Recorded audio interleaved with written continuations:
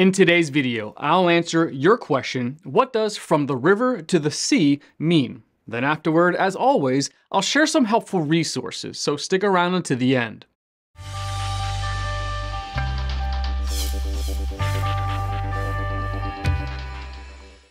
Terrorist attacks on Israel by Hamas on October 7th, 2023 led to a massive invasion of the Gaza Strip by Israel. These events placed the wider Arab-Israeli conflict under increased scrutiny, if greater attention were even possible. In connection with these incidents, pro-Palestinian groups, rallies, and protests have sometimes used the phrase "from the river to the sea." This may be combined with "Palestine will be free." Israel's territory is bounded by the Mediterranean Sea on the west and the Jordan River on the east. Some interpret the words "from the river to the sea" as a plea for peace and equal rights for Palestinians. For others, the only thing they think of when they hear "from the river to the sea" is genocidal murder of every Jew currently occupying the nation of Israel. Common use of language doesn't always follow strict definitions. Slogans are especially subject to interpretation. Regardless of good intent, however, "from the river to the sea" is associated with deeply anti-Semitic ideals. As a result, followers of Christ should not use the expression. At the same time, Christians should be gracious when responding to those who repeat it, not assuming anti-Semitic and/or genocidal intent. The phrase "from the river to the sea" became popular in the years prior to the Six-Day War. In theory, it was a rallying cry among Arabs who felt dominated by the Middle Eastern nations, such as Jordan and Israel. But it was not used in a political vacuum, nor always spoken with positive intent. Arabic nations surrounding Israel in the 1960s openly called for its annihilation. Many groups and governments still do today. "From the river to the sea" has been used as a catchphrase for total obliteration of Israel by terrorist groups such as Hamas and Islamic Jihad.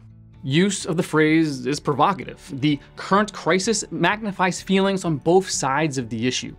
Context is crucial to understanding any combination of words. It is possible for someone to use the phrase "from the river to the sea" without evil intent.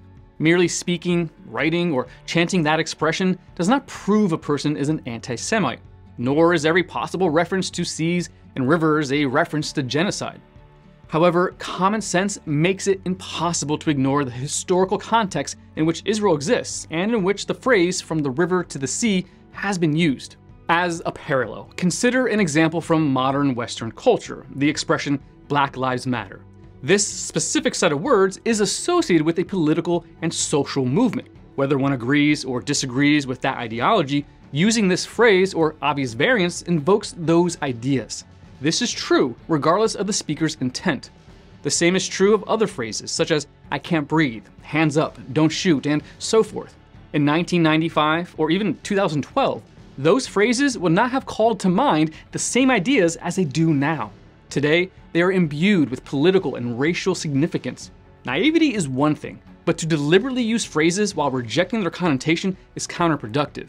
It is possible that some people, perhaps even most, merely parrot the expression "from the river to the sea," knowing nothing of its history or use.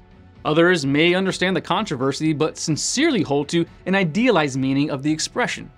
Sadly for some, the expression is used in hopes of erasing Jews from that region. In response to "from the river to the sea," rather than adding fuel to fires, believers should speak truth in love, without unduly judging anyone by first impressions.